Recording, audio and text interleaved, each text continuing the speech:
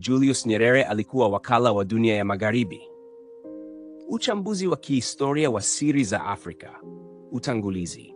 Falsafa ya Mwalimu na swali linalouma. Julius Kambarage Nyerere alikuwa mtu wa kipekee, kielelezo cha maadili, uadilifu na uzalendo. Kwa wengi alikubalika kama baba wa taifa la Tanzania, mwalimu na kiongozi wa kiakili na kiadilifu. Lakini wachambuzi wa historia, hasa wale wanaochunguza mikataba ya kimataifa, misaada ya kigeni na mikakati ya dunia wakati wa vita baridi, wanauliza, je, Nyerere alitumiwa kwa kujua au bila kujua kama chombo cha kuendeleza ajenda za dunia ya magharibi barani Afrika? Swali hili linagusa heshima ya mtu aliyeonekana kama mfano wa uadilifu wa Kiafrika. Historia, kama mto, haiendi kwa mstari. Lazima tuichambue kwa ujasiri, tukitenganisha hisia na ukweli. Sura ya kwanza. Mwanzo wa Mwalimu. Kijana aliyeamini katika haki. Julius Nyerere alizaliwa mwaka 1222 katika kijiji cha Butiama, wilayani Musoma. Alisoma katika shule za wamisionari kabla ya kujiendeleza katika chuo kikuu cha Makerere na baadaye kuendeleza masomo yake Uingereza katika chuo kikuu cha Edinburgh. Huko Uingereza, Nyerere alianza kufahamu falsafa za kisosialisti, demokrasia na haki za binadamu.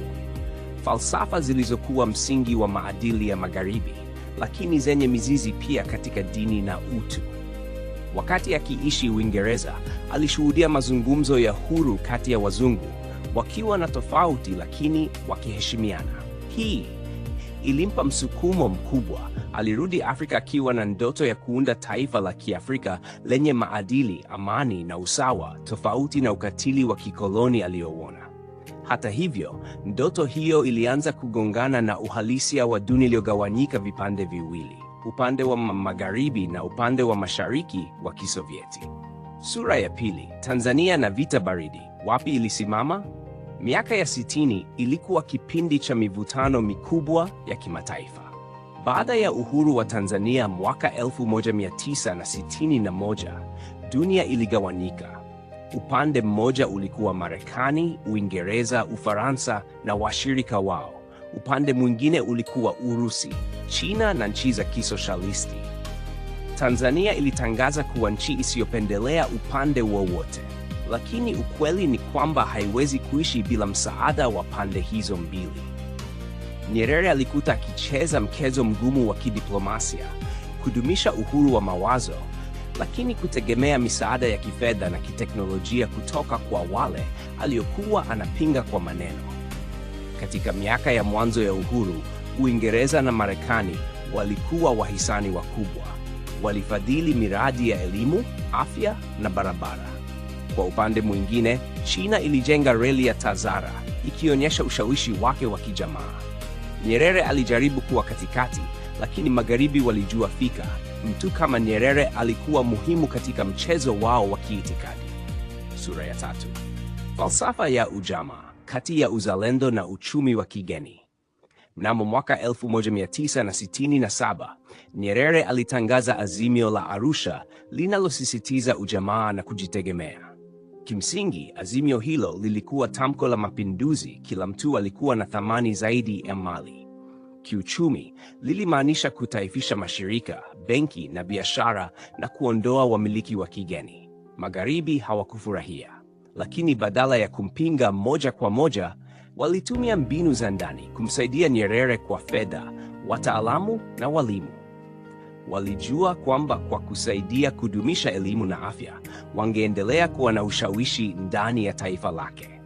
Hivyo, Nyerere hakuwa wakala wa magharibi kwa maana ya upelelezi, bali alikuwa mtegemezi wa mfumo wao wa kiuchumi, jambo lililofanya awe rafiki wa kuaminika kwa upande wao. Msaada wa kimataifa. Mfumo wa utumishi wa kisasa. Miaka ya 70 ilikuwa kigumu kwa Tanzania. Ujamaa haukuleta matokeo yaliyotarajiwa. Mavuno yalishuka, viwanda vilidorora na maduka yakawa matupu. Ndipo misaada ya magharibi ikaanza kuongezeka. Mashirika kama World Bank, IMF na USAID yalikuwa marafiki wa serikali ya Tanzania. Kwa nje yalionekana kusaidia, kwa ndani yalijenga utegemezi mpya. Kila mkopo ulikuja na masharti: kufungua soko, kupunguza udhibiti wa serikali na kuruhusu washauri kutoka Ulaya na Amerika kushauri uchumi. Nyerere, kwa busara yake, alijaribu kupinga masharti hayo. Alisema, msaada wa kweli ni ule unaokuwezesha kutokuhitaji msaada tena. Lakini sera za ndani zilikuwa dhaifu, hivyo Tanzania haiwezi kuishi bila misaada hiyo. Kimataifa, hii ilimaanisha Nyerere alikuwa ndani ya mfumo wa Magharibi, hata kama hakukubali mawazo yao. Sura ya 5. Nyerere na ukombozi wa Afrika. Wapi alisimama kweli?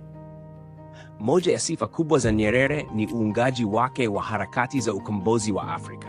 Alisaidia ANC ya Afrika Kusini, MPLA ya Angola, Frelimo ya Msumbiji, ZANU na ZAPU za Zimbabwe na wapiganaji wa Namibia.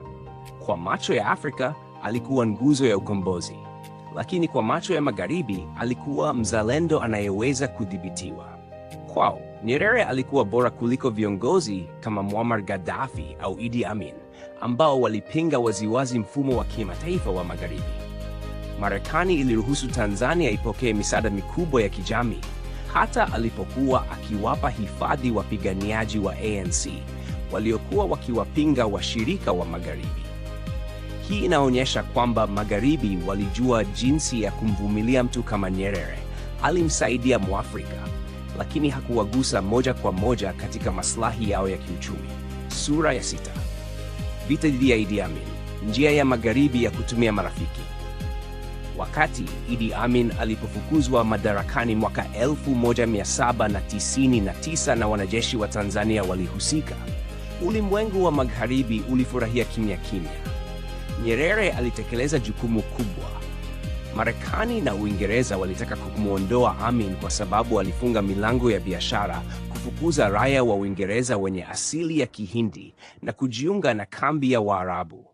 Walihitaji mtu wa ndani wa Afrika kufanya kazi hiyo kwa niaba yao. Nyerere, kwa maadili yake ya kuondoa udikteta, alikubaliana kufanya hivyo. Baada ya vita, Magharibi hawakumsaidia kurejesha uchumi wa Tanzania uliokuwa umeharibiwa. Nyerere aligundua baadaye kwamba alitumiwa. Alikuwa amemwondoa mtu aliyechukiwa na Magharibi, lakini matokeo yake, Tanzania ikabaki maskini zaidi. Sura ya 7. Uhusiano na China. Jaribio la kutoroka utegemezi.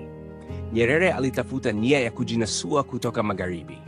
Aligeukia mashariki, hasa China. Mradi wa reli ya Tazara, Tanzania Zimbabwe, ulikuwa ishara ya ushirikiano wa Afrika na Asia bila Magharibi. Hata hivyo, Magharibi walitumia mradi huo kama kigezo cha kisiasa. Waliona kwamba Tanzania haikuwa hatari kama mataifa mengine yaliyo chini ya USSR. Hivyo, misaada yao iliendelea, wakijua kwamba mradi wa Tazara haukubadilisha mizani ya nguvu duniani. Hivyo, Nyerere alikuwa bado ndani ya mchezo wa dunia ulioundwa na Magharibi. Sura ya 8. Ujamaa na mapinduzi ya kijamii. Mwisho wa ndoto, mwisho wa miaka ya 70 hadi mapema ya miaka ya 80, mfumo wa ujamaa ulianza kusambaratika. Soko lilidorora, uzalishaji ukashuka na watu wakaanza kuchoka. Benki ya Dunia na IMF zilimlazimisha Nyerere kuanza marekebisho ya kiuchumi, Economic Structural Adjustment Programs. Hapo Tanzania ilianza kufungua mlango wa ubinafsishaji, hatua iliyofuta kabisa ndoto ya ujamaa wa Nyerere. Magharibi walishinda. Bila risasi, waligeuza taifa lililojitegemea kuwa sehemu ya mfumo wao wa kiuchumi. Hii ilikuwa ishara kwamba Nyerere, bila kujua, alikuwa amekuwa wakala wa Magharibi kupitia utegemezi. Sura ya 9. Nyerere katika jamii ya kimataifa. Mtazamo wa nje. Magharibi walimpenda Nyerere sana. Magazeti makubwa ya Uingereza na Ulaya kama The Guardian na The Times yalimuita The Philosopher King of Africa.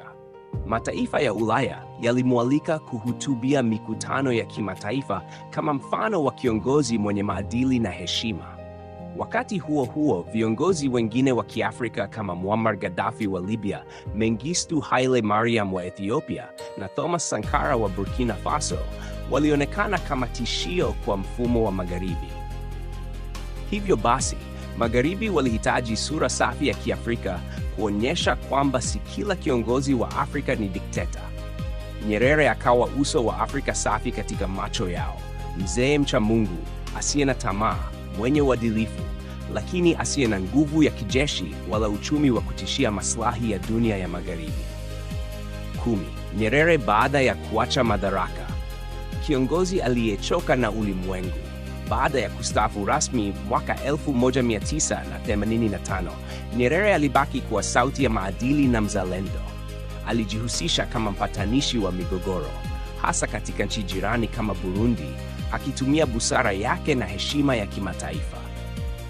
Hata hivyo, ndani yake alibeba masikitiko makubwa kuona Tanzania ikibinafsisha kila kitu alichokijenga, ikirudi kwenye mfumo wa soko huria aliyoupinga kwa moyo wote. Wakati huo, IMF na World Bank walikuwa na udhibiti mkubwa wa kila sera ya kifedha nchini Tanzania. Ingawa hakusema wazi, wengi walihisi kwamba Nyerere alikuwa ameona ukweli mchungu.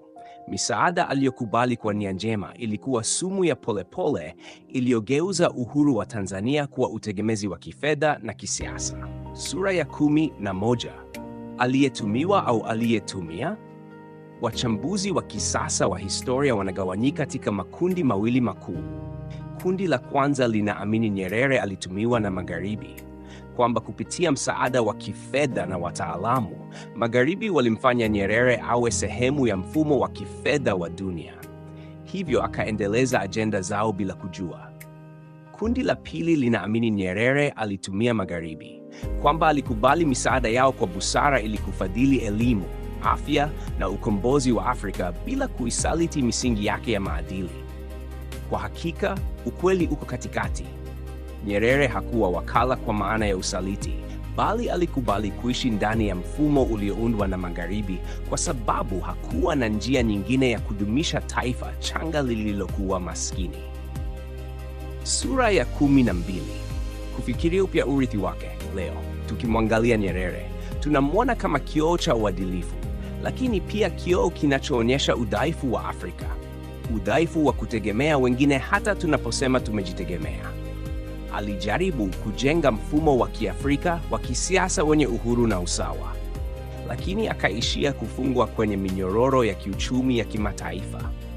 Katika mantiki hiyo, Nyerere hakutumwa na Magharibi, alifungwa nao kwa mantiki ya mfumo. Mfumo huo ulitawala dunia kupitia misaada, benki na masharti ya kiuchumi. Ndiyo maana Nyerere aliishi ndani ya mipaka ya dunia ya Magharibi, lakini bila kuwa wakala wa uhalisia wa nguvu zao. Hitimisho. Nafasi ya mwalimu katika dunia ya kigeugeu. Swali le Nyerere alikuwa wakala wa Magharibi halina jibu rahisi. Nyerere alikuwa mzalendo wa kweli na kiongozi mwenye maadili, lakini pia binadamu aliyeishi katika mfumo usioepukika wa utegemezi. Alijaribu kuleta uhuru wa kweli wa Afrika, lakini dunia iliyoongozwa na Magharibi haikumruhusu. Wakati Magharibi walitumia silaha na propaganda kudhibiti Idi Amin, walitumia misaada na sifa kumshikilia Nyerere. Mmoja aliitwa mnyama, mwingine aliitwa mtakatifu, lakini wote walicheza kwenye ubao mmoja wa mchezo wa dunia. Kwa hiyo, jibu la kweli ni hili.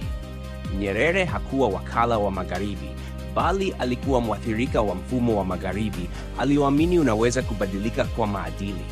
Hii ndiyo huzuni kubwa ya Afrika, kuwa hata viongozi wema zaidi, wenye nia njema, hujikuta wakitumikia mifumo ile ile walioapa kuipinga. Mwisho wa simulizi.